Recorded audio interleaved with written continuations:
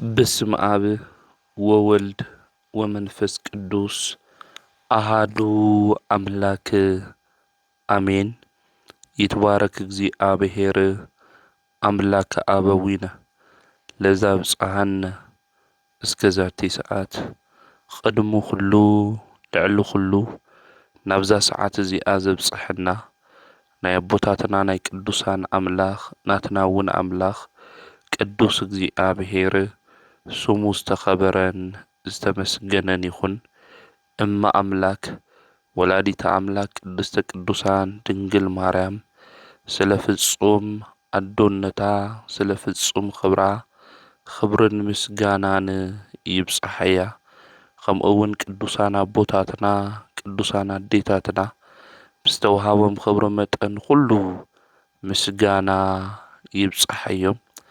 ኣብ ዝተፈላለየ ዓለም ኮይንኩም እዚ መንፈሳዊ ሚድያ እዚ እትከታተሉ ስድራ እግዚኣብሔር ኣብ መስቀል ተሰቂሉ ፍጹም ዝኾነ ሰላሙ ብዝሃበና ብኢየሱስ ክርስቶስ ፍጹም ሰላም ከመይ ትጸንሑ ከመይ ትኾኑ ሰላም እግዚኣብሔር ምስ ኩላትኩም ይኹን። እንኳዕ ናዴና ቅድስት ድንግል ማርያም ልደታ ለማርያም ወርሓዊ በዓል ብሰላም ኣብፅሐኩም። ከምኡውን ብለማዓንቲ ጥሪ 1 ዓመታዊ ክብረ በዓሉ ዝኾነ ቀዳሜ ሰማዒት ሊቀ ዲያቆናት ቅዱስ እስጢፋኖስ ብሰላም ኣብፅሐኩም ኣብፅሐና። ብኦርቶዶክሳዊት ተዋህዶ ቤተ ክርስቲያን ዕለት 1 ኩልሻዕ ናይ እምቤትና ናይ ቅድስተ ቅዱሳን ናይ ድንግል ማርያም ወርሓዊ በዓል ንገብር ኢና። እምቤትና ቅድስተ ቅዱሳን ድንግል ማርያም ጉንበት 1 እያ ተወሊዳ። ጉንበት 1 ስለ ዝተወለደት በብወርሑ ዕለት 1 ናይ ልደታ መዘክርታ ንገብር ኢና። እዚ በዓል እዚ ድማ ኣብ ቤተ ክርስቲያን ብዓብይ ድምቀት ይኽበር እዩ። እዛ ዕለት እዚኣ ሶርያዊ ቅዱስ ኤፍሬም ኣብ ውዳሴ ማርያም ናይ ንጽህናና መሰረት ከምኡውን ናይ መመክሒና ዘውዲ እናበለ ዝጸውዓ ወላዲተ ኣምላክ እምቤትና ቅድስተ ቅዱሳን ድንግል ማርያም ዝተወለደትሉ ዕለት እዩ። ካብቶም ዓበይቲ ነቢያት ሓደ ዝኾነ ልዑለ ቃል ነቢዩ ኢሳይያስ ድንግል ትጸንስ እያ ብድንግልና ጸኒሳ ብድንግልና ድማ ወዲ ክትወልድ እያ ኢሉ ተንቤት ዝተናገረላ ድንግል ሎሚ ተወሊዳ እናበልና ናይ ልደታ በዓል እናኽበር ኢና። እዛ ዕለት እዚኣ ኣቲ ንግስቲ ክዳን ወርቂ ተጎናጺፋ ተጐልቢባ ኣብ የማን ካትቐውም እያ ኢሉ ዝተናገረላ ንግስቲ ዝተረኸበትሉ ዕለት እያ። ስለዚ ሎሚ ጥሪ 1 እውን ስለ እምቤትና ስለ ቅድስተ ቅዱሳን ስለ ድንግል ማርያም ልደት እንታይ ከም ዝመስል ኣምላኽና ቅዱስ እግዚኣብሔር ከምህረና እዩ። እዛ ወርሒ ጥሪ እዚኣ ዝተባረኸት ዝተቀደሰት ናይ ሓጎስ ነገር ሁሉ እንሰምዐላ ወርሒ ንክገብረልና ናይ ኣምላኽና ናይ እግዚኣብሔር ቅዱስ ፍቃድ ይኹነልና። እዛ ወርሒ ጥሪ እዚኣ ብሰላም ወዲእና ናብ ወርሒ የካቲት ድማ ብጥዒና ንከብፅሐና ናይ እግዚኣብሔር ቅዱስ ፍቃዱ ይኹነልና። ቅዱስ ዮሐንስ ብረአዩ ፀሓይ ዝተወንዘፈት ወርሒ ኣብ ትሕቲ እግራ ዘለዋ ኣክሊል ከዋኽብቲ ኣብ ርእሳ ዝደፍአት ኢሉ ዝመሰለላ ኣዶ ብርሃን ድንግል ማርያም ዝተወለደትላ ዕለት እያ። ኣብ ራእይ ዮሐንስ ምዕራፍ 12 ክናንብብ እንተለና ቅዱስ ዮሐንስ ብረአዩ ዝተናገረ እዩ። ናታ ልደት ከም በጻሒ ጋሻ ከም ውሕጅ ማይ ፈሳሲ ብድንገት ዝተኸሰተ ይኾነን። ኣቐዲሞም ነቢያት ብትንቢት ብምሳሌ ከምኡውን ኣቦታትና ብራእይ ዝተመልከትዎ ዝረአይዎ ብዙሓት ቅዱሳን ድማ ዝጽበይዎ ዝነበሩ ናይ ተስፋ ነገሮም እዩ። ናይ እምቤትና ናይ ቅድስተ ቅዱሳን ናይ ልደታ ነገር ከምኡውን እግዚኣብሔር ንቅዱሳን እናተገለጸ ብራእይ ድማ ስለናታ ነገር ይነግሮም ነይሩ እዩ። ናይ እምቤትና ቅድስተ ቅዱሳን ድንግል ማርያም ልደት ብነቢያት አንደበት ከምዚ እዩ ነይሩ።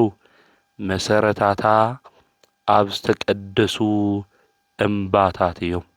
ልበ ኣምላክ ዳዊት ንጉሰ እስራኤል ዝነበረ እግዚኣብሔር እውን ከም ልበይ ኢሉ ዝጸውዖ ዳዊት ኣብ መዝሙሩ ክዝምር እንተሎ ኣብ መዝሙር 87 ቁጽሪ 1 ክናንብብ እንተለና መሰረታ ኣብ ዝተቀደሱ እምባታት እዮም ኢሉ እግዚኣብሔር ናይ ምዝማርን ከምኡውን ትንቢት ናይ ምንጋር ጸጋ ዘብዝሐሉ ልበ ኣምላክ ክቡር ንጉስ ዳዊት ስለ ድንግል ማርያም ስርወ ልደት ብመንፈስ ቅዱስ መነጸርነት ተገሊጹሉ ትንቢት ተናጊሩ እዩ።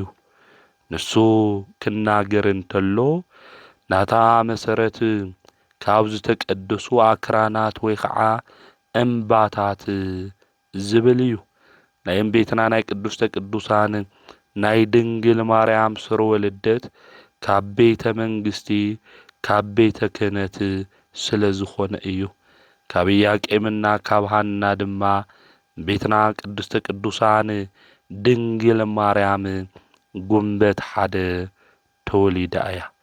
ስለዚ እዚ ትንቢት ሓቀኛ ምዃኑ ሓረግ ትውልዲ ድንግል ማርያም ኣስማዕሚዓ ቤተ ክርስቲያን ናይ ድንግል ማርያም ትውልዲ ባቦኣ ካብ ንጉስ ዳዊት ወገን ባዲኣ ድማ ካብ ካህናት ወገን ዝኾነ ካብ ኣሮን ምዃኑ ተምህረና ተነግረና እያ። ከምኡውን ነቢዩ ኢሳይያስ ቁጽሩ ካብቶም ዓበይቲ ነቢያት ዝኾነ ስለ ዝመጽእን ስለ ዝሓልፍን ነገር መንፈስ ቅዱስ ገሊጹሉ ዝናገር ነቢይ ናይ እግዚኣብሔር ስለ ድንግል ማርያም ትውልዲ ካብ ነገደ እሴይ ከም ዝኾነ ንሳ እውን ብህቱም ድንግልና ጸኒሳ ብህቱም ድንግልና ከም ትወልድ ተገሊጹሉ ካብቲ ጉንዲ እሴይ በትሪ ክወፅእ እዩ ኢሉ ትንቢት ተናጊሩ እዩ። እዛ በትሪ ካብ እሴይ ጉንዲ ዝተረኸበትሉ ብዚ ዕለት እዚ እዩ። ልደታ እውን ኩሉ ሻዕ ዕለት ሓደ ብዓብዪ ድምቀት እናኽብሮ ነዚ እዩ።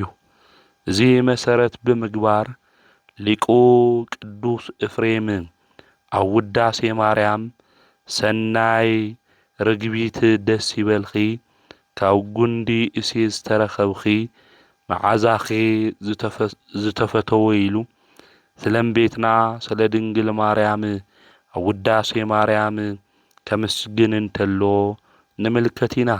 ተፈስሒ ኦ ማርያም ርግቢ ሰናይ ኣንቲ ውእቱ ጽጌ መዓዛ ሰናይ እንተ ሰረጸት እምሰርዌ እሴይ እናበልና ኣብ ውዳሴ ማርያም ዘሰንበት ንቤትና ንቅድስተ ቅዱሳን ንድንግል ማርያም ፀሓይ ጽድቂ ኢየሱስ ክርስቶስ እውን ከም ዝወለደት ነምስግና ኢና ውዳሴኣ እውን ኩሉ ሻዕ ንጽሊ ኢና።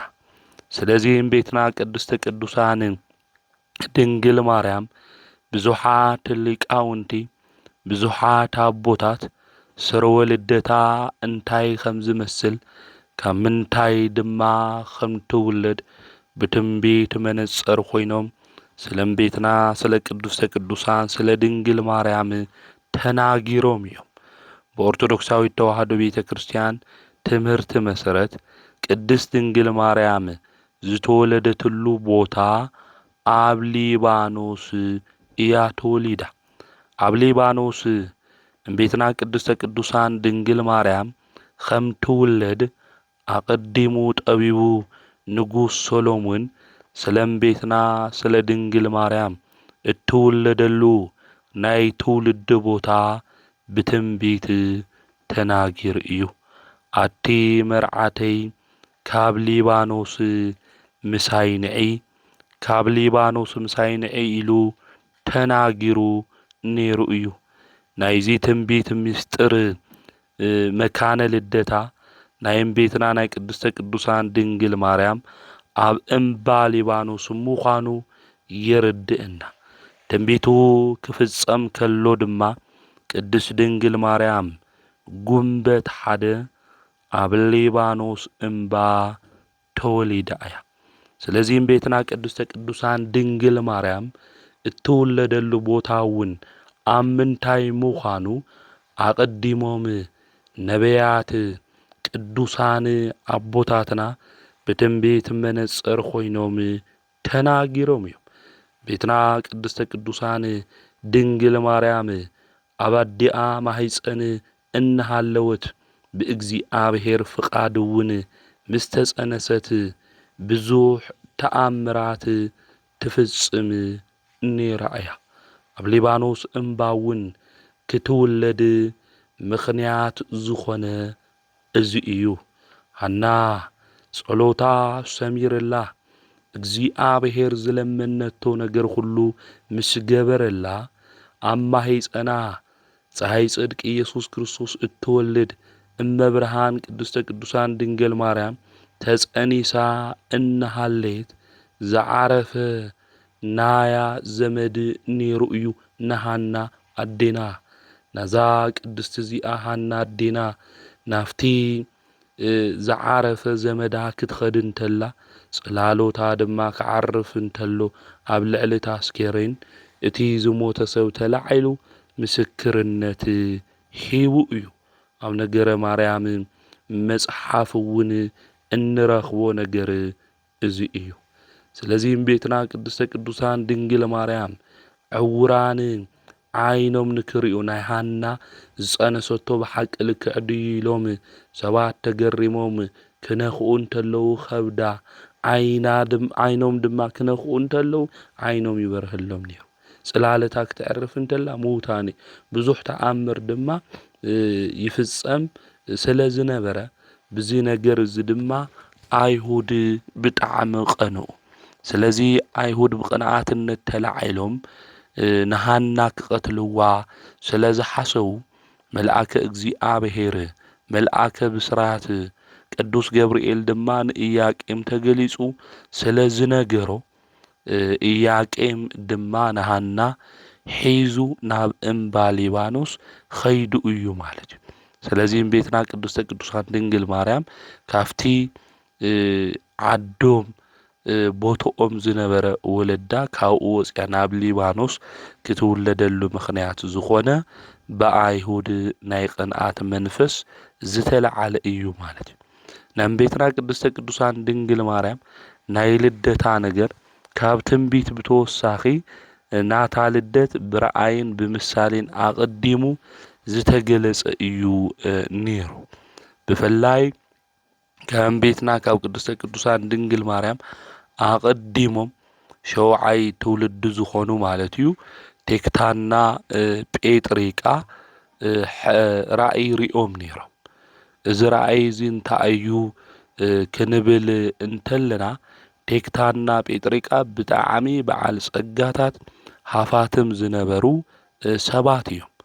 እዞም ሰባት እዚኦም በዓል ጸጋታት ይኹኑ እምበር ውላድ የነበሮም። ነገር ግን ውላድ ኣይሃለዎም ንኣምላኾም ንእግዚኣብሔር ዘመስግኑ ንእግዚኣብሔር ድማ ዝፈርሑ እዮም ነይሮም። ኣብቲ ግዜ እሱ ሃፍቲ እኒአና ንብረት እኒአና ኢሎም ናብ ካሊእ መንገዲ ምድላይ ይኸዱ ብትዕግስቲ ኮይኖም ንእግዚኣብሔር ኣምላክ ዝተጸበዩ ቅዱሳን እዮም።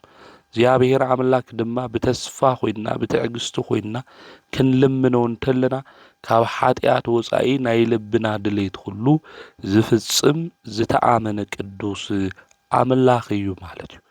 ስለዚ ቴክታና ጴጥሪቃ ብተስፋ ኮይኖም ተጸብዮም እግዚአብሔር ድማ ሕልሚ አርእይዎም።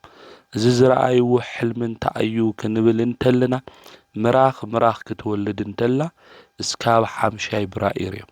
ኣብቲ መበል 5 ምራኽ ድማ ወርሒ ክትወልድ እንተላ እታ ወርሒ ድማ ፀሓይ ክትወልድ እንተላ ራእይ እዮም። ናብ ሕልሚ ዝፈትሕ ድማ ኸዱ ብሩኻን ዝኾኑ ደቂ ክትወልዱ ኢኹም። ወርሒ ድማ ካብ ፍጡራን ብላዕሊ ዝኾነት እያ ናይ ፀሓይ ነገር ግን ኣይተገለጸለይ ኢልዎም ግዜ ይተርጉም ወይሎም ኸይዶም ማለት እግዚአብሔር እውን ጸሎቶም ሰሚዑ ሄሜን እትበሃል ወሊዶም። ሄሜን ድማ ደርዴን ወሊዳ ደርዴን ቶናን ሲካራ ድማ ሄርሜላ ማለት እዩ። ስለዚ ምራኽ ክወልድ ልብል እስካብ 5 ዚአን እየን። ከምኡ እውን ሃና ድማ ካብ ይሁዳ ወገን ዝኾነ ንኢያቄም ድማ ተመርዒዋ በወርሒ ዝተመሰለት ድንግል ማርያም ድማ ካብ ሃናና ካብ ኢያቄም ጉንበት ሓደ ተወሊዳ ወርሒ ዝተባሃለት ንሳ እያ። ፀሓይ ዝተባሃለ ድማ ፀሓይ ጽድቅ ኢየሱስ ክርስቶስ እዩ ማለት እዩ። ኣቅዲሞም ሃናና ኢያቄም እውን መኻናት እዮም ነይሮም። ናብ እግዚአብሔር ጸልዮም ብፍላይ ኣብቲ ዘመን እሱ መኻን ዝኾነ ሰብ መስዋዕቲ ከቕርብ ኣይኽእል። ብዙሕ ሰብ እውን ይነቕፈካ የዋርደካ እግዚአብሔር ስለዘይ ፈትወኩም እዩ ማህፀንኩም ዘይባረኹ ኢሎም ኣብቲ ግዜ እሱ ዘየድሊ ቃል ልብኻ ዝቁስል ዝናገሩ ብዙሓት ሰባት እዮም ነይሩ። ሃና ድማ ብጽንዓት ኮይና ንኣምላኻ ናብ እግዚአብሔር ትልምን ነይራ። ኢያቄም እውን ይልምን ነይሩ። ኣብቲ ግዜ እሱ እግዚአብሔር እውን ሕልሚ አርእይዎም እዩ። መጽዋዓ እውን ኣትዮም ነይሮም እዮም። ወዲ ተወሊድና ኣብ መቅደስካ ንከግልግል ጓል ኣንስተይቲ ተወሊድና እውን ንክተግልግል ኣብ ቤተ ክርስቲያን ንክተግልግል ማይ እናቀድሐት ስፌት እውን እናሰፌት ኣብ ቤተ ክርስቲያን ንክተግልግል ኢሎም መጽዋዓ ኣትዮም ነይሮም እዮም ማለት እዩ። ናይ ጸሎቶም ነገር እግዚአብሔር ክሰምዕ እንተሎ ግዚኡ ክበጽሕ እንተሎ ድማ ሃና ሕልሚ ሪኣ ኢያቄም እውን ሕልሚ ርኡ እዩ ማለት እዩ። ሃና ጻዕዳ ርግቢ ኣብ ርእሳ ተቐሚጡ ብእዝነይ ከኣቲ ተሎ ኣብ ማህፀነይ ተቐመጠት ኢላ ሃና ሕልሚ ሪኣ ጻዕዳ ምዃና ዛ ርግቢ ንጽህና ቅድስና ናይ ቤትና ናይ ድንግል ማርያም እዩ። እታ ርግቢ ዝተባሃለት ንሳ ኣዴና ስለ ዝኾነት ኣብ ርእሰይ ተቐሚጣ ብእዝነይ ኣትዋ ማለት ብብስራተ ገብርኤል ሰሚዓ ብግብረ መንፈስ ቅዱስ ኣምላኽ ከም እትጸንስ ንጽይቲ ርግቢ ዝተባሃለት ንሳ ድንግል ማርያም ከም ትወልድ ከርድኣ እንተሎ እዩ ኣብ ማህፀነይ ተቐመጠት ኢላ እውን ተናጊራ እያ። ኢያቄም እውን ራእይ ርዩ። ዝረአዮ ራእይ ድማ 7 ሰማያት ተኸፊቶም ጻዕዳ ኦፍ ኣብ ርእሰይ ክቕመጥ ከሎ ረአኹ እዩ። እዚ ኦፍ ዝተባሃለ ኣካላዊ ቃል ኢየሱስ ክርስቶስ እዩ። ጻዕዳ ምዃኑ ባህሪ እዩ። 7 ሰማያት ድማ ናዩ ፍሉይ ዝኾነ ባህሪ እዩ ማለት ምልአቱ፣ ስፍሓቱ፣ ርቀቱ፣ ልዕልኑ፣ እበዩ፣ መንግስቱ ማለት ኣብ ርእሰይ ክቕመጥ እንተሎ ማለት ናይ ድንግል ማርያም ባህሪ ገይሩ ከም ዝውለድ ዝናገር ናይ ትንቢት ቃል እዩ። እዚ ራእይ እዚ ዝተመልከትዎ ዝረአይዎ ማለት እዩ። ስለዚ ስለ ቤትና ስለ ቅድስተ ቅዱሳን ስለ ድንግል ማርያም ካብ ትንቢት ብተወሳኺ ብራእይ ከምኡ እውን ብምሳሌ ኣቀዲሞም ኣቦታትና ኣዴታትና ርእዮም እዮም ተመልኪቶም እዮም።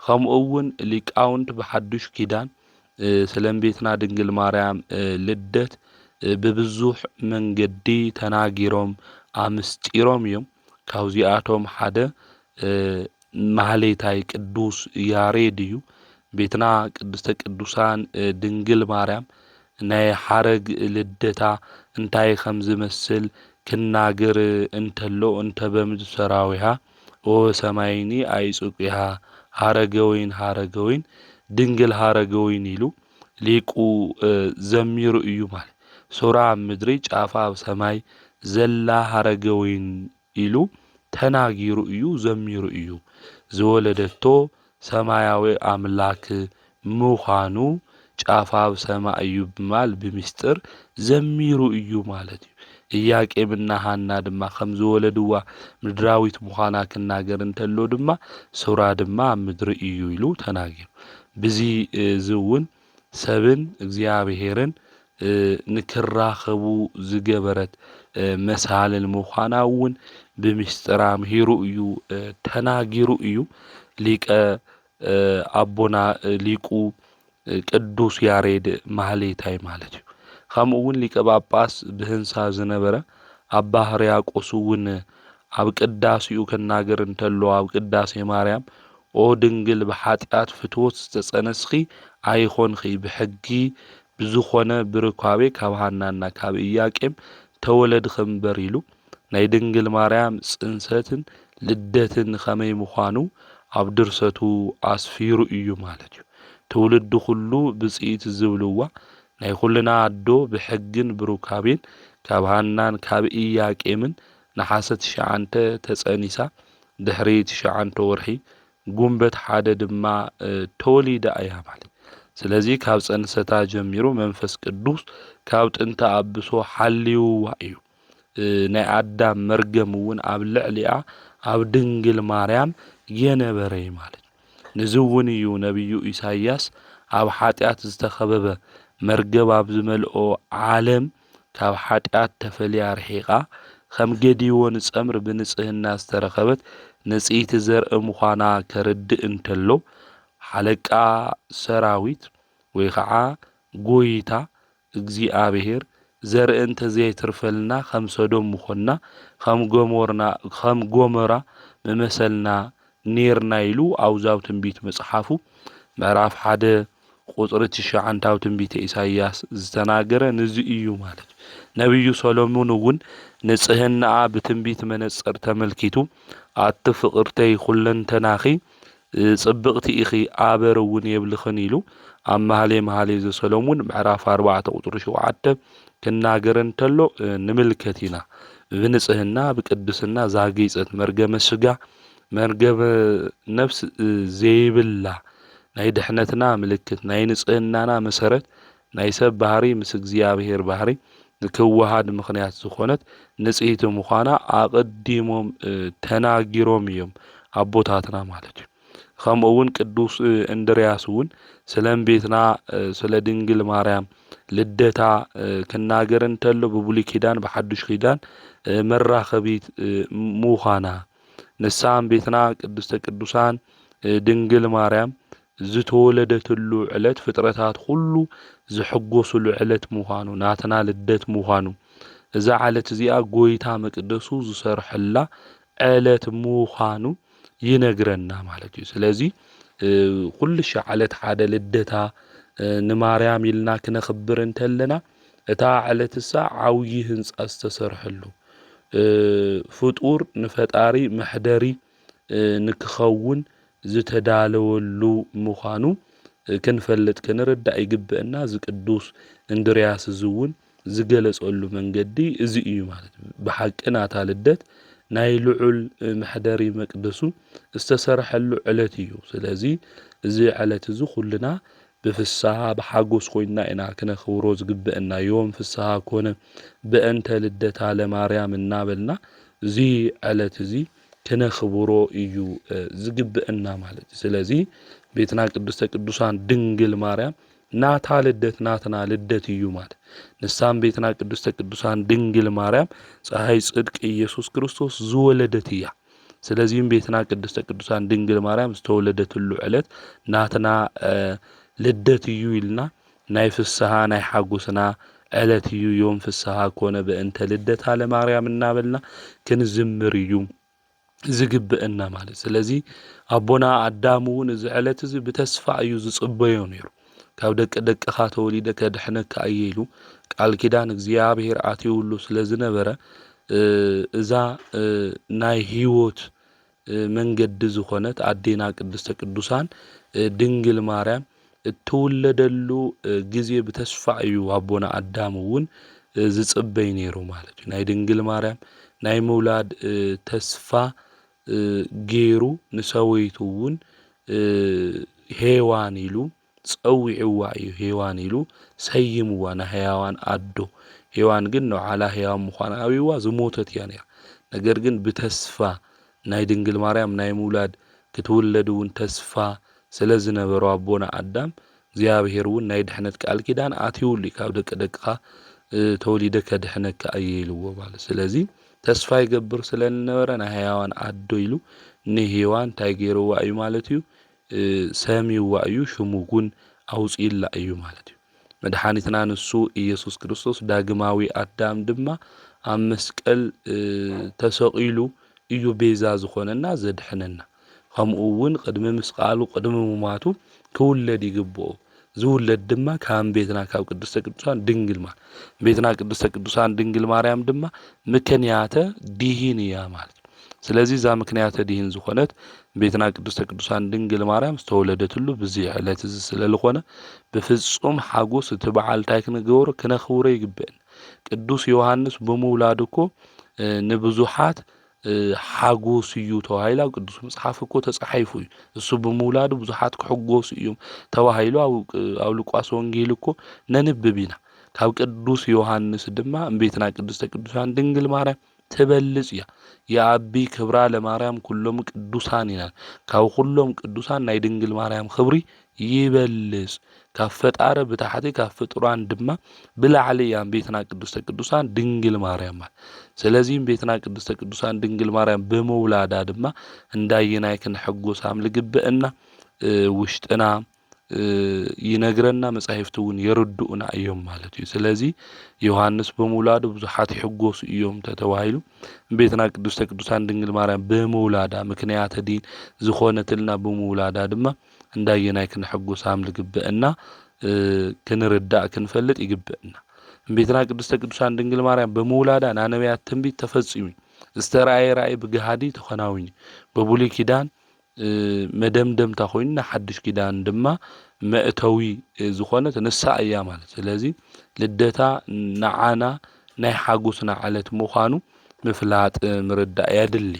ብንጽህና ቅዱሳን መላእክቲ ሓፍትና ኢሎም ዘመስግንዋ ናይ ሰማዕታት ድማ አዶ ዝኾነት እያ ቤትና ቅድስተ ቅዱሳን ድንግል ማርያም እሞ ናታ በዓል ብድምቀት ክነኽብሮ ይግብአና። ናታ በዓል ክነኽብር እንተለና ክንዝምር እንተለና ዋጋም ቤትና ቅድስተ ቅዱሳን ድንግል ማርያም ትህበና እያ። ቅድስት ድንግል ማርያም ለምንልና ሰአሊ ለቅድስት ኢልና ካብ ትፈትውዮ ወድኸ ምሕረት ለምንና ኢልና ኢድና ክንዝርግሕ እንተለና ኣማልድና ክንብላ እንተለና ቤትና ቅድስተ ቅዱሳን ድንግል ማርያም ፈጢና ሰሚዓ ናብ ወዳ ኸይዳ ኣማሊዳ መልሲ ከም ትበና ክንፈልጥ ክንርዳእ ይግበአና። ሄሮድስ እኮ ናይ ባዕሉ ልደት ከኽብር እንተሎ ተሓጒሱ እኮ ነታ ዝሐጎሰቶ እኮ ወለተ ሄሮዳዳ እኮ እስካብ ፍርቂ መንግስቱ እኮ ክበኪ ኢልዋ። ንሕና በዓለ ልደታ ኢና ማርያም ኢልና ክንዝምር እንተለና ክናመስግን እንተለና ድንግል ማርያም ድማ ዋጋ ትበና እያ ማለት እዩ። ስለዚህ ዝፈሊጥና ዝተረዲእና በዓላ ክነኽብር ይግበአና። ኩሉ ሻዕ ዕለት ሓደ ናይ ቤትና ናይ ቅድስተ ቅዱሳን ናይ ድንግል ማርያም በዓለ ልደታ እዩ። እዚ እውን በዓል ቤተ ክርስቲያን ክነኽብሮ ዕለት ሓደ ኩሉ ሻዕ በብወርሒ ቤተ ክርስቲያን ተምህረና ከምኡ እውን ትነግረና እያ። ናይ ቤትና ናይ ቅድስተ ቅዱሳን ናይ ድንግል ማርያም ረድኤታ በረከታ ኣማላድነታ ምስ ኩልና ህዝበ ክርስቲያን ይኹን። ከምኡ እውን መጽሓፈ ስንክሳር ከናነብብ እንተለና ብለሙዓንቲ ዕለት ሓደ ናይ ቀዳሜ ሰማዕት ቅዱስ እስጢፋኖስ ልደቱ ከምኡውን ዕረፍቱ ምዃኑ ጥሪ 1 መጽሓፈ ስንክሳር ይነግረና እዩ። ቀዳሜ ሰማዕት ቅዱስ እስጢፋኖስ ብፍላይ ድማ ካፍቶም 72 ኣርድእቲ ኢልና እንጽውዖም ሓደ እዩ። ለማዓንቲ ድማ ዓመታዊ ክብረ በዓሉ እዩ። እስጢፋኖስ ማለት ብግሪክ ቋንቋ አክሊል ማለት እዩ። ብግብሩ ናይ መዓልቲ ሃሩር ናይ ለይቲ ቁሪ ዘይልውጦ መብራህቲ ማለት ምዃኑ እውን ቅዱሳት መጻሕፍቲ ይነግሩና እዮም። ትውልዱ ካብ ነገደ ቢንያም እዩ።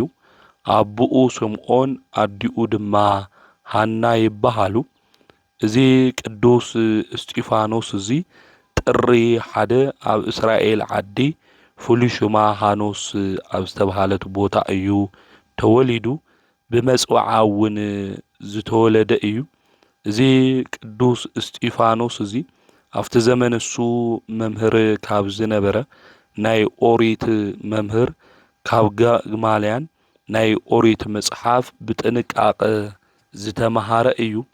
ደሓር ድማ መጥምቀ መለኮት ቅዱስ ዮሐንስ ከጥምቕ እንተሎ ከምህር እንተሎ ትምህርቱ ሰሚዑ ናይ ቅዱስ ዮሐንስ መጥምቅ ደቀ መዝሙር ዝኾነ እዩ ቅዱስ እስጢፋኖስ።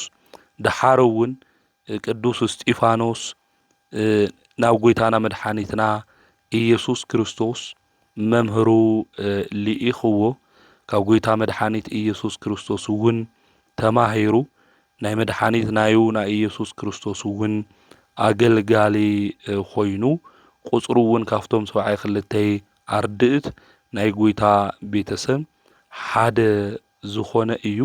ኣብዛው ሉቃስ ወንጌል ምዕራፍ 7 ቁጥሪ 18 ክናነብብ እንተለና ቅዱስ ዮሐንስ ካብኡ ንክምሃር ካብ ጎይታ ካብ መድኃኒት ካብ ኢየሱስ ክርስቶስ ናብኡ ልኢኽዎ። ደሓር እውን ኣብ ሉቃስ ወንጌል ምዕራፍ 10 ቁጥሪ 17 ድማ ናይ ጎይታ ደቀ መዝሙር ከም ዝኾነ ካፍቶም 72 ኣርድእት ናገልግሎት እውን ዝተለኣኸ ኣጋንንት እውን ካብ ዝተገዝእሎም ሓደ ምዃኑ ይነግረና እዩ።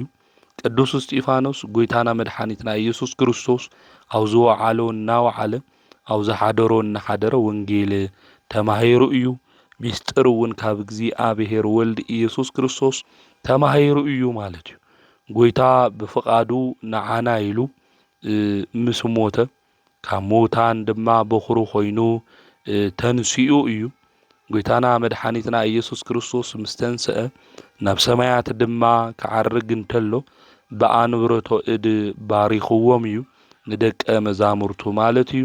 ካብዚኣቶም ድማ ንሱ እውን ቅዱስ እስጢፋኖስ ተባሪኹ እዩ ማለት እዩ። ንሃዋርያት ድማ መንፈስ ቅዱስ ክወርደሎም እንተሎ ኣብ በዓለ 50 ንቅዱስ እስጢፋኖስ እውን መንፈስ ቅዱስ ኣብ ልዕሊኡ ወሪድሉ ብዙሕ ምስጢራት እውን ተገሊጹሉ እዩ። ብፍጹም ድፍረት ኮይኑ ድማ ወንጌል ዝሰብኽ ዝነበረ ቅዱስ ኣቦ እዩ ቅዱስ እስጢፋኖስ። ናይ ቅዱስ እስጢፋኖስ ታሪኽ አውዚ ኣብ ግብረ ሃዋርያት መጽሐፍ ቅዱስ ክናነብብ እንተለና ካብ ምዕራፍ 6 እስካብ ምዕራፍ 8 ክናነብብ እንተለና ብስፍሓት ታሪኹ ንረኽቦ ኢና። ከምኡ እውን ቅዱስ እስጢፋኖስ ሊቀ ዲያቆናት ኢልና ኢና እንጽውዖ። ብፍላይ ሃዋርያት ኣብ ኣገልግሎቶም ከገልግሉ እንተለዉ ብዙሓት ድማ ብጎይታ ብኢየሱስ ክርስቶስ ኣሚኖም ናብኦም ክመጹ እንተለዉ 7 ዲያቆናት ክምረጹ ከም ዘለዎም ተናጊሮም ካፍቶም 7 ዲያቆናት ዝተመረጹ ሓደ ቅዱስ እስጢፋኖስ እዩ ማለት እዩ። ናይ ቅዱስ እስጢፋኖስ ካፍቶም 7 ዲያቆናት ተመሪጹ ናቶም 7 ዲያቆናት ድማ ሓለቃ ንክኾን ሊቀ ዲያቆናት ንክኾን እውን ተመሪጹ እዩ። ኣብቲ ግዜ እሱ ሊቀ ዲያቆን ኮይኑ ዝተመረጸ ንኹሉ ኣብኡ ማሕበር ነይሩ እዩ። ነቲ ማሕበር 8000 ኣብቲ ዘመን እሱ ዝነበረ ዝመርሕ ኮይኑ እውን እዩ ተመሪጹ። ብዙውን ያመሓዳድር ስለ ዝነበረ ነቲ ማሕበር እውን ነቲ ምእመን እውን ኣብቲ ግዜ እሱ ሊቀ ዲያቆናት ተባሂሉ ተጸዊዑ እዩ። ብጣዕሚ ከቢድ 8000 ህዝቢ ምምራሕ ማለት ብጣዕሚ ከቢድ እዩ። 8000 ምእመን እዚ ካብ ኣጋንንታ ኣሰራርሓ ሓሊውካ ካብ ፈተና መንገዲ ያውፂኻ እግዚአብሔር ንክፈልጡ ናብ እግዚአብሔር መንገዲ ንክመጹ ምግባር ብጣዕሚ ከቢድ እዩ። ነገር ግን መንፈስ ቅዱስ ሓይሊ ጸጋ እግዚአብሔር እውን ምስኡ ስለ ዝነበረ ምስ ቅዱስ እስጢፋኖስ እዚ ነገር እዚ ብትብዓት ኮይኑ ዝፍጽም ዝነበረ እዩ። ቅዱስ እስጢፋኖስ ብፍላይ አውዚ ኣብ ግብረ ሐዋርያት ምዕራፍ 6 ቁጥሪ 8 ክናንብብ እንተለና እስጢፋኖስ ጸጋ ሓይልን መሊእዎ ኣብ ማእኸል እቲ ህዝቢ ዓበይቲ ምልክታትን ተኣምራትን ይገብር ነበረ እዩ ዝብል እና ቅዱስ እስጢፋኖስ መንፈስ ቅዱስ እውን ዝመልኦ እዩ። አውዚ ነቲ እምነትን መንፈስ ቅዱስ ዝመልኦ ሰብ እስጢፋኖሱን እዩ ዝብል ኣብ ምዕራፍ 6 ቁጥሪ 5 ጀሚርና ከናነብብ እንተለና ስለዚ መንፈስ ቅዱስ ዝመልኦ እዩ።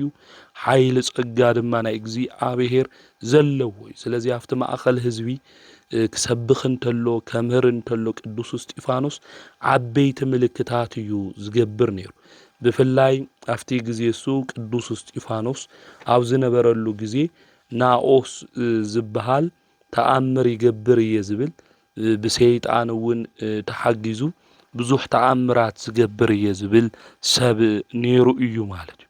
ስለዚ ኣብዚ ግዜ እዚ ቅዱስ እስጢፋኖስ እቲ ህዝቢ ብቲ ተኣምራት ብቲ ምልክት ናቱ ተመሪሑ ኸይዱ እግዚአብሔር ድማ ንከይክሕድ ቅዱስ እስጢፋኖስ ዓብይ ምልክትን ተኣምራትን ድማ ይገብር ነይሩ። ካብ ዝገበሮ ተኣምር እቲ ሓደ እንታይ እዩ እንድሕር ኢልና ንብዙሕ ግዜ ዘይሰምዕ ዝነበረ ሰብ ንክሰምዕ ገይሩ እዩ። ናይ ህይወት እስትንፋስ እፍ ኢልሉ ክሰምዕ ገይርዎ እዩ ማለት ኣብዚ ግዜ እዚ ብቲ ጣዖት ኣምላኽ ዝነበረ ናኦስ ተኸተልቱ ናብ ቅዱስ እስጢፋኖስ ተመሊሶም እዮም። ኣብዚ ግዜ እዚ ጣዖት ዘምልኽ ዝነበረ ናኦስ ብቲ ዝተገበረ ነገር ሁሉ ብጣዕሚ ተናዲዱ ማለት እዩ። ኣብ ጥቑ ዝነበረ ብዕራይ ድማ እዚ ጠንቋል እዚ ናኦስ ኣብ እዝኑ እፍ ኢሉ እቲ ብዕራይ ብምትሃት ንኽልተ ንክስንጠቕ ገይርዎ እዩ። ብምማቱ ናብ ቅዱስ እስጢፋኖስ ተመሊሶም ዝነበሩ ብናኦስ ምትሃታዊ ዝገበሮ ድርጊት ድማ ተሳሓይቦም ናብ ናኦስ ኸይዶም ቅዱስ እስጢፋኖስ ኣብዚ ግዜ እዚ ናይ ኣሕዛብ ልቦና ወላዋይ ከም ዝኾነ ንከይጠፍኡ ብምሕሳብ ናኦስ እፍ ኢሉ ንኽልተ ሰንጢቕዎ ዝነበረ ብዕራይ መሊሱ ብሂወት ንክልዓል ገይርዎ እዩ ማለት እዩ። ናኦስ እዚ ክገብር ይኸኣለይ ነገር ግን ቅዱስ እስጢፋኖስ እዚ ነገር እዚ ገይሩ ማለት እዩ። ኣብዚ ግዜ እዚ እዞም ሰባት እዚኦም ካብ ናኦስ ዝነበሩ ድማ ናብ ቅዱስ እስጢፋኖስ መጺኦም እዮም ማለት ብእግዚአብሔር ሓይሊ ድማ ቅዱስ እስጢፋኖስ ብዙሕ ተኣምራት ይገብር ነይሩ። ሓደ ነቲ ጸማም ዘይሰምዕ ዝነበረ ሰብ ንክሰምዕ ገይርዎ እዩ።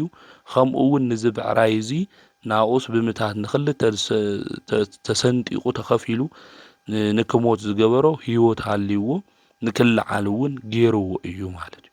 ኣብዚ ግዜ እዚ ናኦስ እንታይ ኢሉ ናብ እግዚአብሔር ምእማን ናብ እግዚአብሔር ሓይልነት ናብ ቅዱስ እስጢፋኖስ መንገዲ ዞም ሰባት እዚኦም ክመፁ እንተሎ ክሸነፍ የብለይ ኢሉ ባጋንንቲ ተሓጊዙ ብባዕሉ ናብ ላዕሊ ክኸድ እንተሎ ናብ ኣየር ክወፅእ እንተሎ ቅዱስ እስጢፋኖስ ከምኡ እውን ኣብቲ ግዜ እሱ ዝነበሩ ሰባት ተመልኪቶም ማለት ኣብዚ ግዜ እዚ እቶም ሰባት እሶም ናኦስ ብሓቂ ተኣምር ይገብር እዩ ኢሎም ይሓስቡ ነይሮም። ቅዱስ እስጢፋኖስ ግን ኣብዚ ግዜ እዚ ናይ እግዚአብሔር ተኣምር ንክረኣይ ብትዕግስቲ እንታይ ይገብር ነይሩ ይጽበይ ነይሩ።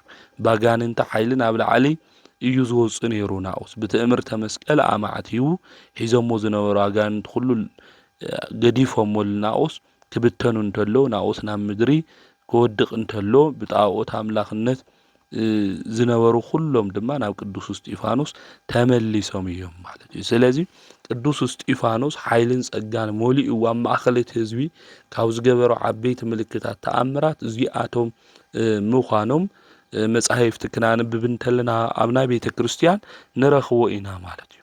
ስለዚ ገሊኣቶም ናይቲ ውፅዓት ሓራ እትበሃል ቤተ ጸሎት ሰብ ቀሬናውን ሰብ እስክንድርያን ሰብ ኪልቅያን ኤስያን ግን ተላዒሎም ንእስጢፋኖስ ይከራኸርዎ ነበሩ እዩ ዝብል። ስለዚ ንቅዱስ እስጢፋኖስ ስለ ናይ እግዚአብሔር ቃል ታመር ተሎ ክናገር እንተሎ ይከራኸርዎ ነይሮም። ነቲ ዝዛረብሉ ዝነበሩ ጥበብን መንፈስን ግና ክረትዕዎ ኣይከኣሉን እዩ ዝብል።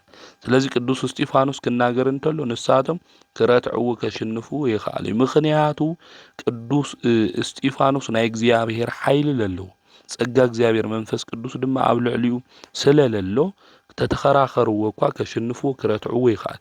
ኣብ መወዳእታ ዞም ሰባት እዚኦም ታእዮም ገይሮም እንድሕር ኢልና ቅዱስ እስጢፋኖስ የሽንፎም ስለልነበረ ክኸስዎ እዮም ደልዮም። እቲ ናይ መጀመርያ ክሲ ታእዩ እንድሕር ኢልና ኣብ ልዕሊ ሕጊ ሙሴን ኣብ ልዕሊ እግዚአብሔር እንትጻረፍ ሰሚዕናዮ ኢና ኢሎም ክውንጅልዎ እዮም ንቅዱስ እስጢፋኖስ እዞም ሰባት እዚኦም ደልዮም። ምክንያቱ ክረትዕዎ ከሽንፉ ይከኣል። ኣብቲ ግዜ እሱ ከሽንፍዎ ስለለይከኣሉ ስለ ጎይታ መድኃኒት ኢየሱስ ክርስቶስ ንስኹም ሰቐልኹሞ ንስኹም ድማ ዝቐተልኹሞ ጎይታ መድኃኒት እዩ ኣብ ሳልሳይ መዓልቲ ድማ ተንስኡ ይሉ ስለ ኣምላኽና ስለ ጎይታና ስለ ኢየሱስ ክርስቶስ ስለ ቅዱስ ወንጌል የምህር ስለልነበረ ንሳቶም ድማ ወንጌል ክሰምዑ ስለለይደልዩ ንጎይታ መድኃኒት ኢየሱስ ክርስቶስ እውን ኣብ መስቀል ዝሰቐልዎ ስለ ዝነበሩ ንቅዱስ እስጢፋኖስ ኣብዚ ግዜ ዝተኣዮም ገይሮም እንድሕር ኢልና ናይ ሓሶት ምስክር እዮም ጠጠው ቢሎም ንቅዱስ እስጢፋኖስ እውን ወንጀለኛ ገይሮም ክኸሱ ዝደለዩ ማለት እዩ። ስለዚ ቅዱስ እስጢፋኖስ ድማ ይናገሮም ነይሩ ኣብቲ ግዜ እሱ ንስኻትኩም ኣቦታትኩም ዝቐተልኩም ኢኹም ካብ ነቢያትስ ዝቐተልኩሞ መን እንዮ እናበለ ቅዱስ እስጢፋኖስ ኣብቲ ግዜ እሱ ይነግሮም እዩ ነይሩ። ኣምላኽና ንሱ ጎይታ መድኃኒት ኢየሱስ ክርስቶስ ብምንታይ ተኣምራት ካብ ግብፂ ካብ ፈርዖን ሃምለ ውፅኦም ይነግሮም ነይሩ። እዚ እግዚአብሔር አምላክ እዚ እዩ ካብቲ ነገር ውፅኢኩም ንስኻትኩም ግን ናብዚ ምድሪ እዚ ክመጽእ እንተሎ እንታይ ገይርኹም ቀቲልኹም ወይ ተቀበልኹም ኢሉ ይነግሮም ነይሩ ይመኽሮም እውን ነይሩ። ንሳቶም ግን እንታይ ኢሎም ወንጀለኛ ገይሮም ለእስጢፋኖስ እዮም ቶም መምህራን ሕጊ ቶም ህዝቢ ሽማግለታት ሁሉም ኣብቲ ግዜ እሱን ዝነበረ ሰብ ሁሉ ኣላዓኢሎም ንዑ ድማ ሒዞሞ እዮም ናብ መጋበያ እውን ኣቕሪቦሞ እዮም። ኣብ ልዕሊ እቲ ቅዱስ ስፍራ ኣብ ልዕሊ ሕጊ ሙሴ ምጽራፍ ኣቋሪጹ የፈልጥን ዝብል ሓሰውቲ መሰኻኽር ኣተንሲኦም ማለት እዩ። ንሳቶም ናይ ዝሮይ ናይ ኢየሱስ ነዚ ቤተ መቅደስ እዚ ከፍርሶ እየ ነቲ ሙሴ ዝሃበና ሕጊ እውን ክልውጥ እየ ክብለና እንተሎ ሰሚዕናዮ ዝብል መሰኻኽር ኣቆሙ። እቶም ኣብቲ መጋበያ ተቐሚጦም ዝነበሩ ሰባት ኩላቶም ጠመትዎ ገጹ ከዓ ከም ገጽ መልአኽ ኮይኑ ተራእዮም እዩ ዝብል። ስለዚ ቅዱስ እስጢፋኖስ ንጹህ እዩ ቅዱስ እዩ ስለ ክርስቶስ ድማ ዝምስከረ ሓቀኛ ሐዋርያ አገልጋሊ እዩ ቅዱስ እስጢፋኖስ። ስለዚ ገጹ ከም ገጽ መልአኽ ኮይኑ ተራእዮም እዩ ዝብል። ኣብ መጋበያ ወሲዶሞ ኸሲሶሞ እናሃለው ቅዱስ እስጢፋኖስ ስለ ሓቂ መንገዲ ምስክር ስለ ዝነበረ ዘይጭነቕ ዘይህወኽ እዩ ነይሩ። ገጹ ከም መልአኽ ኮይኑ ተራእዮም ተባሂለው ቅዱስ መጽሐፍ ተጻሒፉ እዩ ማለት። ከቐጺሉ ድማ ቅዱስ እስጢፋኖስ ነቶም ኣብቲ መጋበያ ዝነበሩ ሰባት ተናጊርዎም እዩ። ብፍላይ ግብረ ሐዋርያት ምዕራፍ 7 ክናነብብ እንተለና እስጢፋኖስ ዘስምዖ ዘረባ ብስፍሓት ይነግረና እዩ የርድአና እዩ ማለት እዩ። ንሱ እውን ስለ አቦታቶም ስለ አብርሃም ከአብርሃም ጀሚሩ ታሪክ ሁሉ ነጊርዎም እዩ። አብርሃም እግዚአብሔር ተገሊጹሉ ካብ ዘመድኻ ካብ ዓድኻ ውፃእ ኢልዎ ኣነ ናብ ዛርኤካ ምድሪ ኽድ ኢልዎ ንሱ እውን ከምዚ ኸደ እዛ ኸዝለለኹማ ቦታ ናብዚኣ መጺኡ ኢሉ ከምኡ እውን እግዚአብሔር ስርዓት ግርዘት ከም ዝሃቦ ንይስሐቅ ምስ ወለደ እውን ኣብ ሻምናይ መዓልቲ ገሪዝዎ ይስሐቅ እውን ናይ ያዕቆብ ገሪዝዎ ያዕቆብ 12 ነገድ እንብሎም ኣቦታትና ገሪዝዎም ቶም ዝቀደሙ ኣቦታትና ብዮሴፍ ቀኒኦም ናብ ግብፅ ዓዲ ድማ ሸጥዎ። እግዚአብሔር ግን ምስኡ ነበረ ካብ መከራ ሁሉ ኣድሕኖ ኣብ ግብፂ ኣብ ንጉስ ፈርዖን ዝተፈተወ ኾነ ፍልጠት እውን ስለ ዝነበሮ ኣብ ግብፅ ዓዲ ሁሉ ተሾመ። ነገር ብምንዋሕ ከይኾነኒ ኢሉ ብሙሴ ኢድ ካብ ዝተሰርሐት ቤተ መቅደስ ዘሎ ሁሉ እንታይ ገይርሎም ማለት ተሪኽሎም ተናጊሩሎም ማለት እዩ ድሕርዚ ንሱ እውን ከምዚ ኢልዎ ንስኻትኩም ከም ኣቦታትኩም ኩሉ ሻዕ መንፈስ ቅዱስ ትቃወሙ ኣለኹም መንፈስ ቅዱስ ትሕዝኑ ኣለኹም ዓይኒ ልቦናኹም ዝተዓወረ እዝነ ልቦናኹም እውን እንታይ ዝኾነ ዝደንቆረ ከምኡ እውን ዘይትሰምዑ ልብኹም እውን ዝደንደነ ኢኹም ኣቦታትኩም ካብ ነቢያት ዘየሳድድዎም ዘይቀተልዎም መን እኒኦ ንስኻትኩም ክሒድኩም ዝቀተልኩሞ መድሓኒት ንሱ ኢየሱስ ክርስቶስ ምዃኑ እውን ነጊርዎም ንሱ ግን ኣብ መንግስቱ ዘሎ ቅዱስ ኣምላኽ ምዃኑ ቅዱስ እስጢፋኖስ ስለ ዝቀደሙ ኣቦታቶም ከምኡ እውን ስለ ጎይታ ስለ መድሓኒት ስለ ኢየሱስ ክርስቶስ ነጊርዎም ኣረዲእዎም ና ቅዱስ እስጢፋኖስ ከምዚ ኢሉ ክግስጾም እንተሎ ከምህሮም እንተሎ ልቦም ደንዲኑ እዩ ነይሩ ዘይሰምዕ ኣብ ዘመን እዚ እኮ ቃል እግዚአብሔር ተተነገረና መጻሕፍት ኣቦታት ተነገሩና እኮ ዘይንሰምዕ ልብና ሁሉ ዝደንደነ ብዙሓት ሰባት እኒአና ኢና አምላኽና ቅዱስ እግዚአብሔር ንኹልና እናስተውዕለሉ ልብን ክዕድለና ናቱ ቅዱስ ፍቃድ ይኹነልና አውዚ ግዜ እዚ ብፍላይ ኣብቲ ዘመን እሱ ዝነበሩ ሰባት ልቦም ነደደ ኣስናኖም ሓርቀምሉ እስጢፋኖስ ግና መንፈስ ቅዱስ መልኦ ናብ ሰማያን ቃዕሪሩ ክብሪ እግዚአብሔርን ኢየሱስ ድማ ኣብ የማን እግዚአብሔር ቆይሙ ረአየ ሽዑ እንሆ ሰማይ ተኸፊቱ ወዲ ሰብ ድማ ኣብ የማን እግዚአብሔር ቆይሙ ሪአ ኣለኹ በለ ንሳቶም ዓዊሎም ድምፆም እናስምዑ ኣዝናኖም ደፊኖም ድማ ብሓደ ልቢ ኮይኖም ናብኡ ጎየዩ ይዝብል ና ቅዱስ እስጢፋኖስ አውዚ ግዜ እዚ ናብ ሰማይ እዩ አንቃዕሪሩ ክብሪ እግዚአብሔር ድማ ተመልኪቱ እዩ ጎይታ መድሓኒት ኢየሱስ ክርስቶስ ነቲ ዝምስክረሉ ዘሎ ነቲ ዝናገረሉ ዘሎ ጎይታ መድሓኒት ንሱ ኢየሱስ ክርስቶስ ድማ ብየማን እግዚአብሔር ቆይሙ እንታይ ረአየ እዩ ዝብል ስለዚ ቅዱስ እስጢፋኖስ መንፈስ ቅዱስ ስለዝመልኦ ሰማያት ተኸፊቱ ናይ ሰማያት ምስጢር ሁሉ ዝተመልከተ ሊቀ ዲያቆን ቀዳሜ ሰማይት እዩ ቅዱስ እስጢፋኖስ ንሳቶም ግን ብሓደ ልቢ ኮይኖም ኣዝናኖም እዝኖም ድማ ደፊኖም ናብኡ ጎዩ ካብታ ከተማ ውፅኦም ከዓ ብእምኒ ቀጥቂጦም ቀተልዎ እቶም ዝቀትልዎ ድማ ክዳውንቶም ኣብ ጥቃ ኣጋር ሳኦል ዝበሃል ጎበዛ ነይሩ እዚ ሳኦል እዚ ቅዱስ ጳውሎስ እዩ ብእምኒ ቀጥቂጦም ቀትልዎ እንተለው ከዓ እስጢፋኖስ ኦ ጎይታ ኢየሱስ ንነፍሰይ ተቀበላ ኢሉ ጸለየ ተንበርኪኹ ከዓ ብዓውይ ድምፂ ኦ ጎይታ ነዚ ኃጢአት ዘይትቁፀረሎም ኢሉ ተናገረ ቅዱስ እስጢፋኖስ ማለት ብእምኒ ክቅጥቅጥዎ እንተሎ ሃምናይ ክረምቲ በረድ እዮም ኣብ ልዕሊኡ እምኒ ዝደውሩ ኢሉ ዘሎ ስለዚ ቅዱስ እስጢፋኖስ እንታይ ኢሉ ስለ ጎይታ መድሓኒት ኢየሱስ ክርስቶስ ንነፍሰይ ተቀበል እቲ ብየማን እግዚአብሔር ዘሎ ኢየሱስ ክርስቶስ ነፍሲ ዝቅበል ምዃኑ ከምኡ እውን ኃጢአቶም ይትቁፀረሎም ኢሉ ቅዱስ እስጢፋኖስ ጎይታ መድሓኒት ኢየሱስ ክርስቶስ ኣብ መስቀል ክስቀል እንተሎ ነቶም መከራ ዘብጽሕሉ ዝሰቀልዎ እንታይ ኢሉ ኦ አምላኸይ ዝገብርዎ ይፈልጡ እሞ እንታይ ግበሮም ይቅርበሎም አቦ ይቅርበሎም ምሕረት ግበረሎም ኢሉ አምላኽና ንሱ ጎይታና መድሓኒትና ኢየሱስ ጸልዩ እዩ ነቶም ዝቀትልዎ ነቶም መከራ ዘብጽሕሉ ሰባት ጎይታና መድሓኒትና ኢየሱስ ክርስቶስ እንታይ ገይሩ እዩ ማለት እዩ ኣብቲ ግዜ እሱ ጸልዩ እዩ ማለት እዩ ስለዚ ቅዱስ እስጢፋኖስ ካብ ክርስቶስ ዝተማሃረ እዩ ኣብ ልዋዓሉና ወዓላው ዝሓደሮን ሓደረ ወንጌል ዝተማሃረ እዩ መንፈስ ቅዱስ ድማ ኣብ ልዕሊኡ ዝወረደሉ ቅዱስ አቦ እዩ ማለት ናይ ይቅርታ ልብ ዘለዎ ቅዱስ እስጢፋኖስ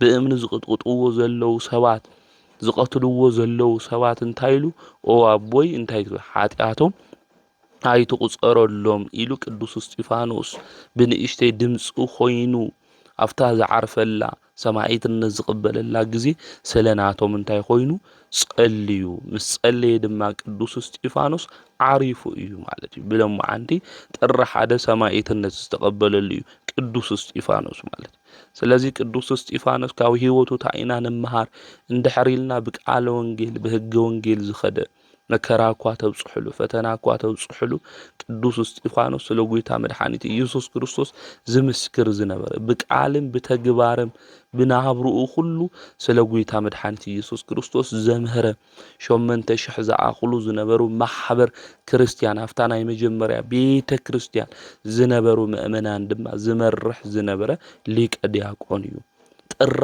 1 ብ34 ዓመተ ምህረት ድሕሪ ጎይታና መድሓኒትና ኢየሱስ ክርስቶስ ንዓና ቤዛ ኢሉ ምስ ዓረፈ ምስ ሞተ ጎይታና መድሓኒትና ኢየሱስ ክርስቶስ ቅዱስ እስጢፋኖስ ካፍቶም ዝነበሩ ሐዋርያት አቦታት ካብ ሁሉም ምእመናን ድማ አቅዲሙ ዝዓረፈ ስለዝኾነ ቀዳሚ ሰማዕት ኢልና ንጽውዖ ነዚ ምዃኑ ቤተክርስቲያን ተምህረና ትነግረና እያ ማለት ቅዱስ እስጢፋኖስ ምስ ዓረፈ እውን እታ ቤተክርስቲያን ናይ መጀመርያ ቤተክርስቲያን ኣብ ኢየሩሳሌም ዝነበረት ብርቱዕ ስደት ከም ዝኾነ አውዛብ ግብረ ሐዋርያት ምዕራፍ 8 ይነግረና ይረድእና እዩ ማለት እቶም ምእመናን ድማ ናብ ዝኸድዎ ዓዲ ሁሎም ምክንያቱ ቅዱስ እስጢፋኖስ ይዝመርሖም ነይሩ ቅዱስ እስጢፋኖስ ነታ ማሕበር ነታ ቤተክርስቲያን ይመርሕ ነይሩ ቅዱስ እስጢፋኖስ ምስ ዓረፈ ግን ሁሎም እንታይ ኮይኖም ተበቲኖም ናይ ቤተክርስቲያን ናይ መጀመርያ ስደት እንብሎ እዚ እቶም ዝተበተኑ በዓዱ ድማ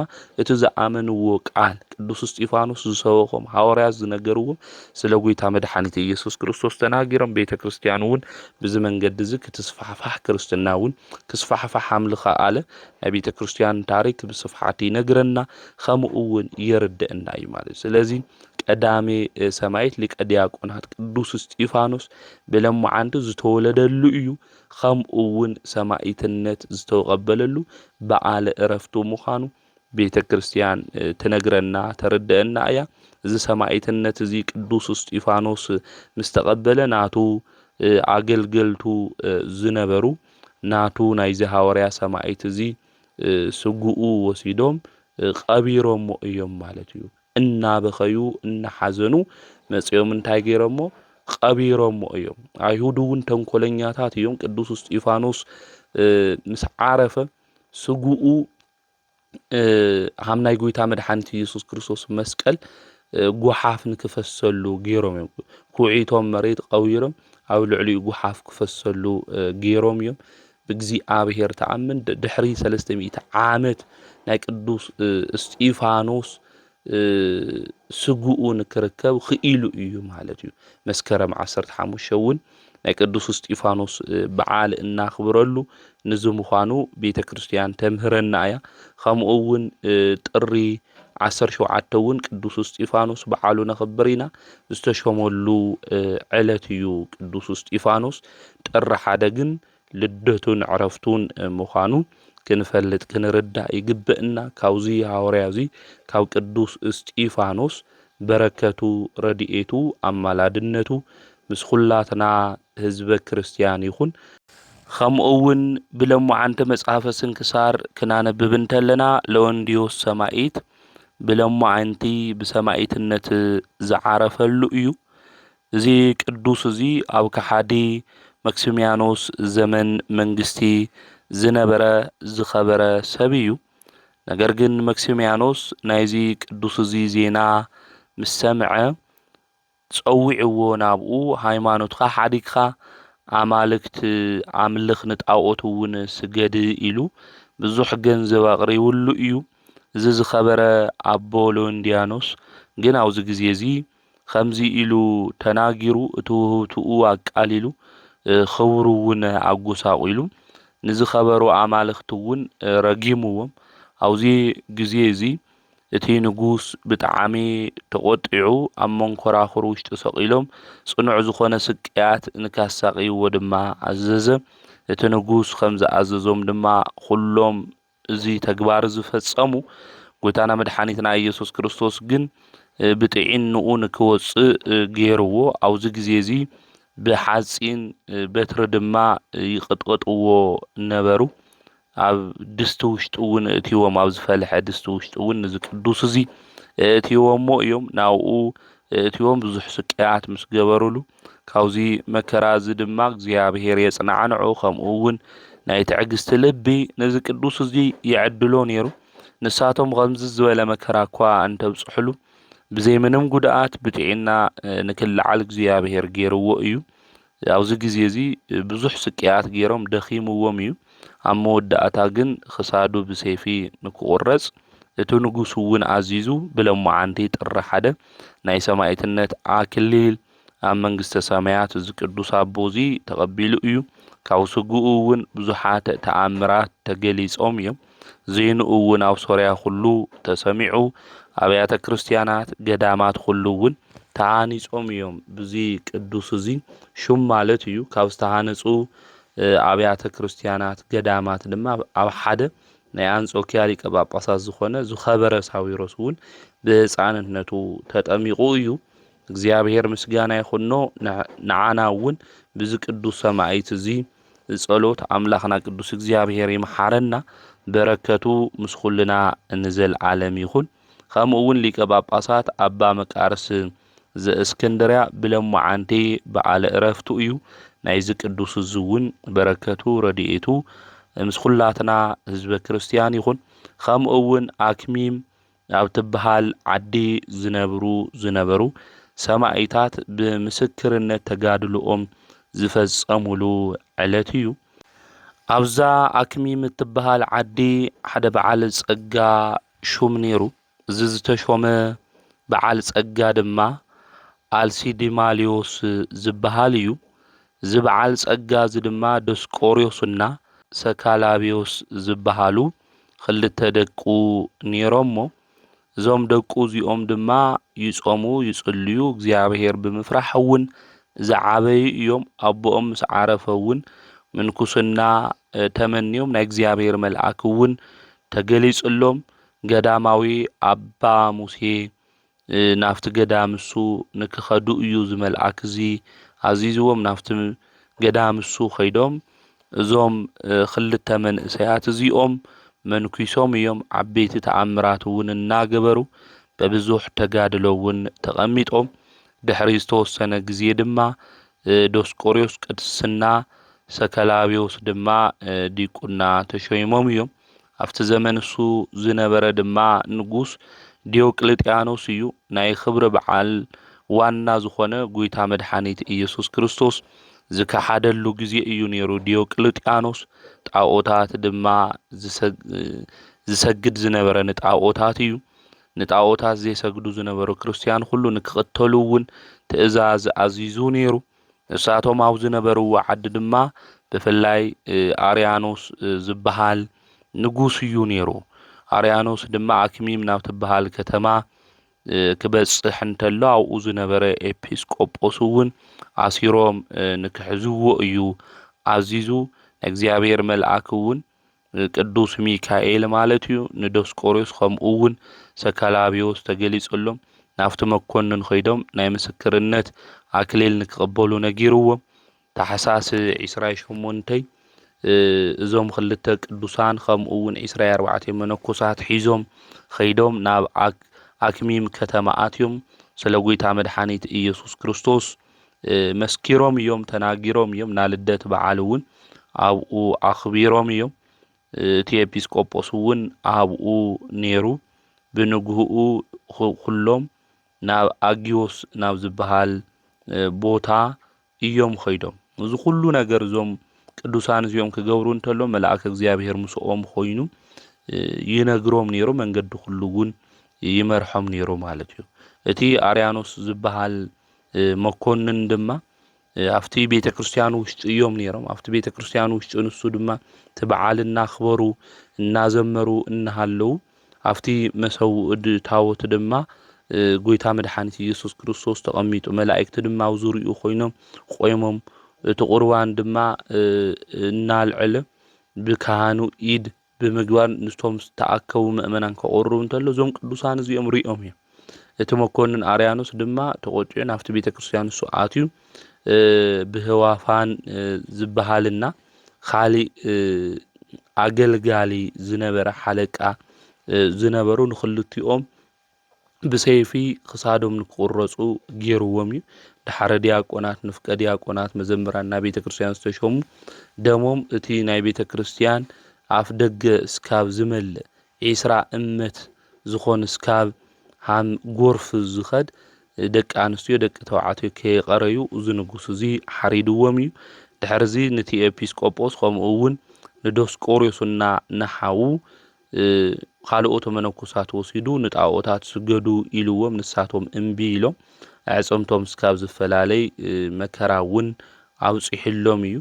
ናይ እግዚአብሔር መልአክ ቅዱስ ሚካኤል ተገሊጹ ድማ የድሕኖም ነይሩ ናይ አርያኖስ አዘዝቲ ዝነበሩ ዓበይቲ ኮርዮንና ፊልሞና ዝበሃሉ ድማ ምስዓቶም እውን 40 ሰባት እዚ ድንቅ ዝኾነ ተአምር ሪኦም ብጎይታ በኢየሱስ ክርስቶስ አሚኖም እዮም ናብ ሓዊ እውን ንክኣትዉ እዚ ንጉስ እዚ አዚዙ እዩ ኣብዚ ግዜ እዚ ታሕሳስ 30 ተጋድልኦም ዝፈጸሙ ብዙሓት ነይሮም እዮም ብጎይታ በኢየሱስ ክርስቶስ አሚንና እናበሉ እውን ናብቲ ሓዊ ዝነደደ በዓሎም እናተወርወሩ ዝኣተው ምስክርነቶም ዝፈጸሙ ብዙሓት እዮም ድሕር እዚ ጥሪ ሓደ ዶስቆሮስና ሰከላዊዮስ ተኣሲሮም እናሃለዉ ናብ መላእክቲ ሓለቃ ቅዱስ ሚካኤል ተገሊጹ ምስክርነትኩም ክትፍጽሙ ኢኹም በርትዑ ኢሉ ተናጊርዎም አርያኖስ ነጣኣውት አምልኹ ንዑ ስገዱ ኢልዎም ንሳቶም እውን እምቢ ኢሎም ብለምዓንቲ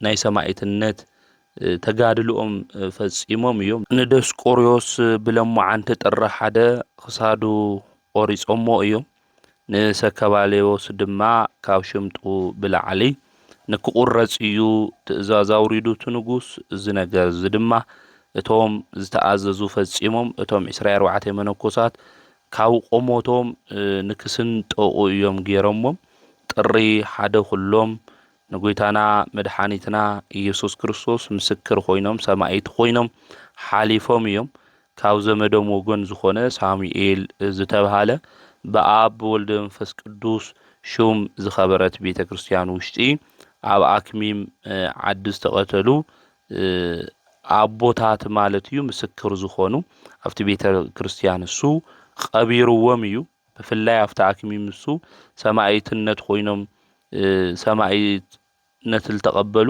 8040 ሰባት እዮም ሰማዕት ኮይኖም ሓሊፎም ማለት እዩ ንእግዚአብሔር ምስጋና ይኹኖ ንዓና እውን ብዞም ሁሉም ቅዱሳን ሰማዕታት ጸሎት ይምሃረና በረከቶም እውን ምሳና ንዘለዓለም ይኹን ዘምሃረና ዝገሰጸና ናይ አቦታትና አምላክ ቅዱስ እግዚአብሔር ስሙ ዝተኸበረን ዝተመስገነን ይኹን ወስብሐት ለእግዚአብሔር ወወላዲቱ ድንግል ወለመስቀሉ ክቡር